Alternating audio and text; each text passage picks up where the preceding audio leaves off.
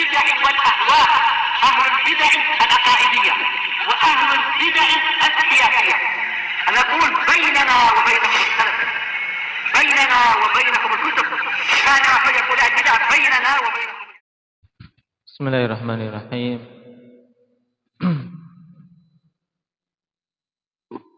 الحمد لله رب العالمين،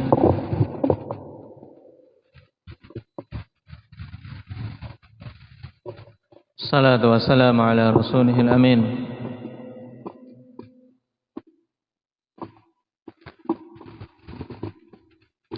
وعلى آله وأصحابه ومن تبعهم بإحسان إلى يوم الدين. أما بعد.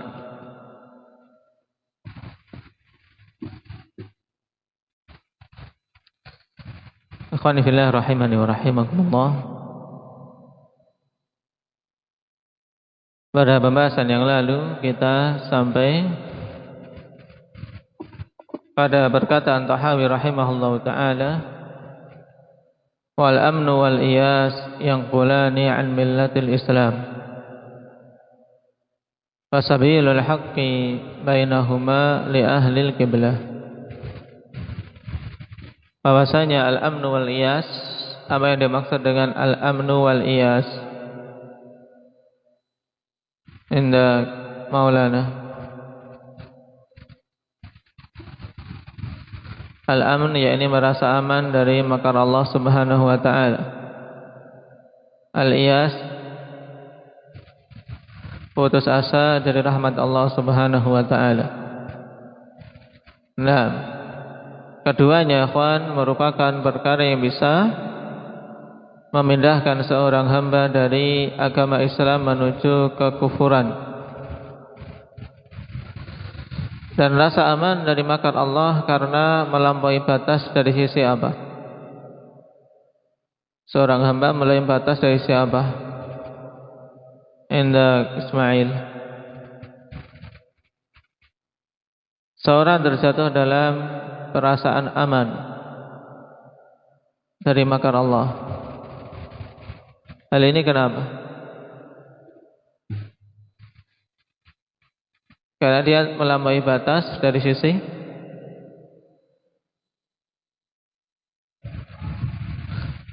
dia melampaui batas dari sisi roja,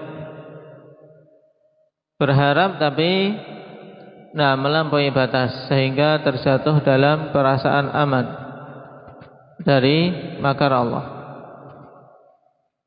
Sedangkan al-iyas, sebabnya karena melampaui batas dari sisi khauf, rasa takut pada Allah Subhanahu wa taala yang tidak benar, melampaui batas sehingga terjatuh dalam putus asa dari rahmat Allah Tabaraka wa taala. Nah, kedua-duanya ikhwan merupakan musibah.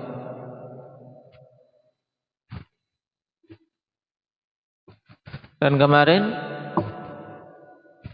telah kita lewati hubungan antara al-khauf dan raja yang harus seimbang pada seorang hamba.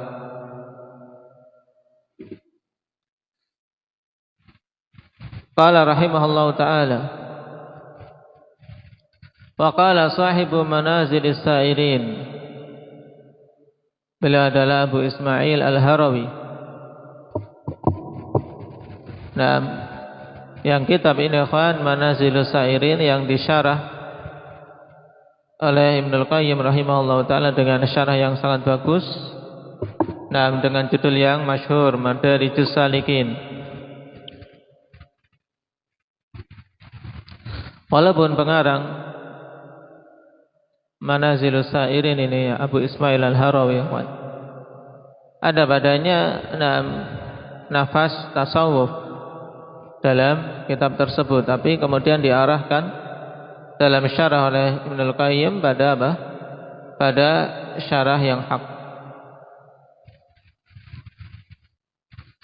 Kata Abu Ismail Al-Harawi rahimahullah, ar-raja'u ad'afu manazilil murid. Ini di sisi kaum tasawuf. Raja itu adalah tingkatan paling rendah dari al-murid. Murid, kemudian dalam bahasa kita murid juga untuk makna siswa. Ini istilah sufi ya kawan. Dan al-murid 'inda sufiyah huwa tilmidh al-muhib li syaikhihi al-mustaslim lahu. Yang disebut dengan murid adalah tilmidh, yaitu seorang siswa atau murid dalam bahasa kita yang mencintai syekhnya dan berserah diri kepada syekhnya. Pokoknya diapakan, apa saja dia nyerah, menerima. Yang dalam prinsip kaum sufi ya kawan, seorang murid di sisi syekhnya hendaknya apa? Seperti mayit di sisi apa? Orang yang memandikannya. Mayit dimandikan oleh orang, tidak boleh dia protes, jungkir kanan kiri, dibalik atau mau diapapun, tidak bisa protes. Dan ini seruan taklid. Ya memang kebanyakan kaum sufi menjadikan senjata utama untuk apa? Untuk menyebarkan pemahaman mereka kepada orang-orang yang jahil.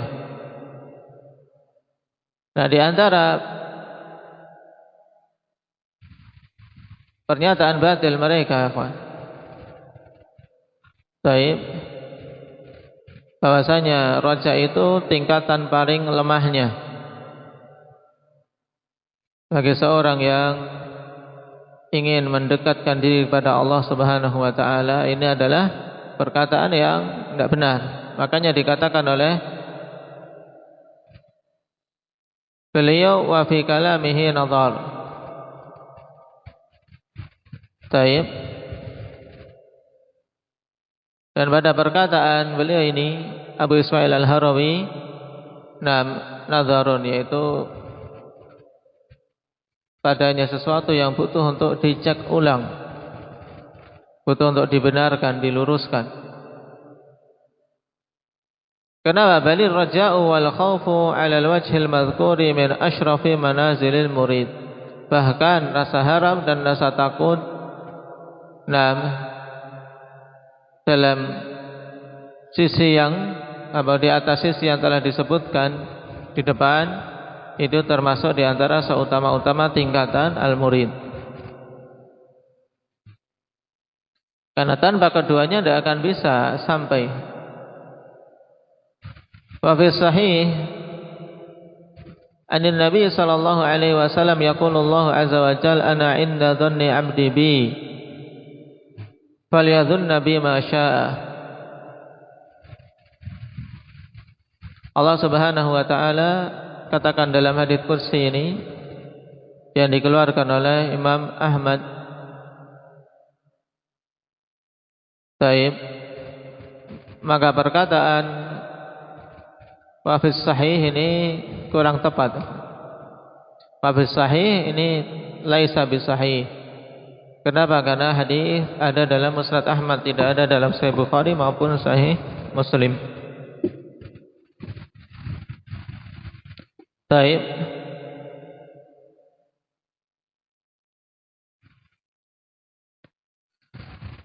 Allah Subhanahu wa taala katakan dalam hadits qudsi, aku sesuai dengan persangkaan hambaku kepadaku.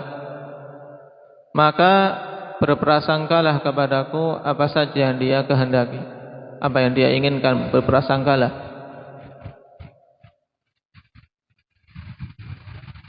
Ini dorongan untuk kita semua agar berprasangka baik pada Allah Subhanahu wa taala dan memperkuat rasa harap. Taib. Oleh karena itu Ibnul Qayyim ikhwani fillah katakan dalam Madarijus Salikin ketika mengomentari perkataan Abu Ismail ini, falaisa kadzalik. Tidaklah demikian, yaitu maksudnya ar-raja ad'afu manazilil muridin. Ini kata beliau falaisa kadzalik. bal huwa min ajalli manazilihim wa a'laha wa ashrafiha. Bahkan raja itu termasuk tingkatan mereka yang paling utama, paling tinggi dan paling mulia. Wa alaihi wa 'alal hubbi wal khaufi madarus sayri ila Allah. Dan di atas harapan ini serta rasa cinta dan rasa takut berputarlah perjalanan seorang hamba menuju kepada Allah Subhanahu wa taala. Nah, tanpa ketiga perkara ini tidak akan mungkin sampai. Nah, Allah telah memuji orang-orang yang memiliki raja dalam ayatnya, laqad kana lakum fi rasulillahi uswatun hasanah liman kana yarjullah wal yawmal akhir. Liman kana yarjullah, bagi orang yang memiliki harapan pada Allah Subhanahu wa taala. Wa fi sahih Muslim an Jabir radhiyallahu anhu qala Sami'tu Rasulullah sallallahu alaihi wasallam yaqul qabla mautihi bi thalath. La yamutanna ahadukum illa wa huwa yuhsinu dhanna bi rabbih. Dalam Sahih Muslim dari Jabir, beliau mengatakan, aku mendengar Rasulullah sallallahu alaihi wasallam bersabda sebelum wafatnya beliau sejarak 3 hari. Jangan sekali-kali salah seorang di antara kalian mati kecuali dalam keadaan dia berprasangka baik kepada Rabb-Nya. Oleh karena itulah para ulama mengatakan kalau sudah dekat-dekat waktu kematian, akhwani fillah, sebagiannya apa? Mengupayakan untuk memperkuat sisi harap. Perkuat sisi harap, perkuat sisi rojaknya agar Allah mengampuni dosa-dosanya. Walihada qila innal abda yanbaghi an yakuna raja'uhu fi maradihi arjaha min khawfihi bi khilafi zaman as-sihhah fa innahu yakunu khawfuhu arjaha min raja'ihi. Oleh karena itulah dikatakan sesungguhnya hamba seyogyanya rasa harapnya dalam kondisi sakit itu lebih mendominasi daripada rasa takut. Berbeda dengan ketika sehat. Hendaknya rasa takutnya lebih mendominasi daripada rasa harapnya. Ya, lebih kuat. Agar apa? Agar tidak berbuat maksiat ketika rasa takut dikuatkan. Karena biasanya orang sehat ya inginnya berbuat hal macam-macam. Berbeda ketika sakit. Nah, hendaknya dia memperkuat rasa harap. Wa qala ba'dhum man 'abadallaha bil hubbi wahdahu fahuwa zindiq wa man 'abadahu bil khawfi wahdahu fahuwa haruriyun wa ruya wa man 'abadahu bir raja'i wahdahu fahuwa murji'un wa man 'abadahu bil hubbi wal khawfi war raja'i fahuwa mu'minun muwahhid. Sebagian ulama mengatakan siapa saja yang beribadah kepada Allah dengan rasa cinta saja maka dia itu zindik. Nah, karena ini pengakuan orang-orang sufi. Nah, tidak memiliki rasa takut, mereka tidak perlu rasa harap. Bahkan menurut mereka kalau ibadah kalau ada rasa harap ini ibadahnya pedagang. Nah, sampai dibuat syair-syair ya kan. Yang dulu pernah sebelum mengenal sunnah pernah di manhaj tasawuf akan paham. Baik. Dan menurut mereka kalau ibadah karena rasa takut, ada dorongan rasa takut, ini ibadahnya pencuri. Jadi di sisi mereka ibadah yang paling sempurna ya hanya dengan rasa cinta saja. Ini menurut mereka ibadah yang paling tinggi. Padahal ini adalah apa? Adalah tipu daya syaitan. Nah, dikatakan di sini siapa saja yang beribadah pada Allah dengan cinta saja, maka dia itu zindiq. Kenapa, akhwan? Kata Syekhul Islam Ibnu Taimiyah rahimahullah, Wa dzalika anna al-hubbal mujarrada da'wahu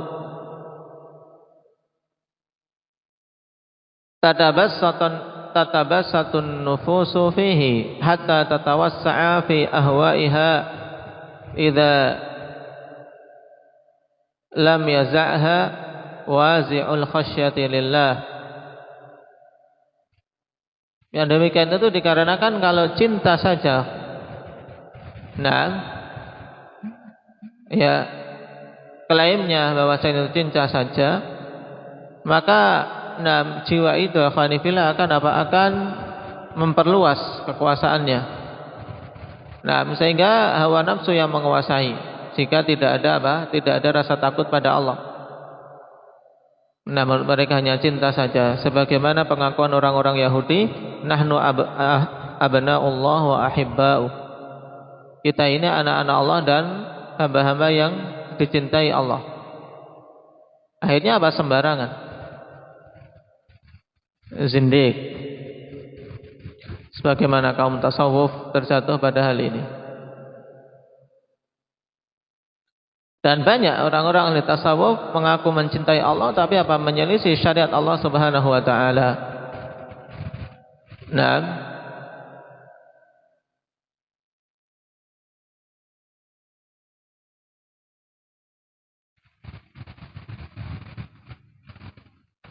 kemudian man abadahu bil khaufi wahda fa huwa haruriyun. Siapa saja yang beribadah kepada Allah dengan rasa takut saja, maka dia adalah haruri, orang yang berpemahaman khawarij. Nah, dan ini jelas karena memang orang-orang khawarij ikhwanifillah terjatuh dalam berbagai macam kesesatan, ya diantaranya ini karena membangun ibadahnya di atas apa?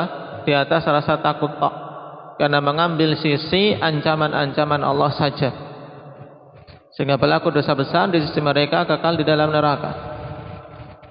Sedikit-sedikit mereka kafirkan.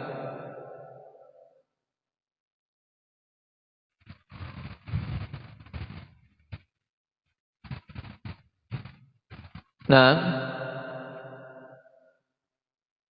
dan haruriyun istilah lain untuk nama khawarij. Wa man abadahu birrajai wahdahu fahuwa murji'. Dan siapa saja yang beribadah pada Allah dengan raja saja, maka dia seorang yang berpemahaman murji'ah. Dan dengan sebab itu dia melanggar kemaksiatan-kemaksiatan dalam keadaan aman dari azab Allah Subhanahu wa taala dalam sangkaan mereka. Dan ini orang-orang yang Allah katakan fala ya'manu makrallah illal qaumul khasirun. Tidak merasa aman dari makar Allah kecuali orang-orang yang merugi. Nah, sedangkan seorang mukmin yang sebenarnya ahli tauhid, ya mengumpulkan dalam beribadatan antara hubbi wal khaufi wal raja, rasa cinta, rasa takut dan rasa harap. Nah, dikatakan oleh Al-Hafidz Ibnu Rajab rahimahullah, faqad ulima anna al-ibadata innama tubna ala thalathati usul. Al-khawfu wal-raja'u wal-mahabbah.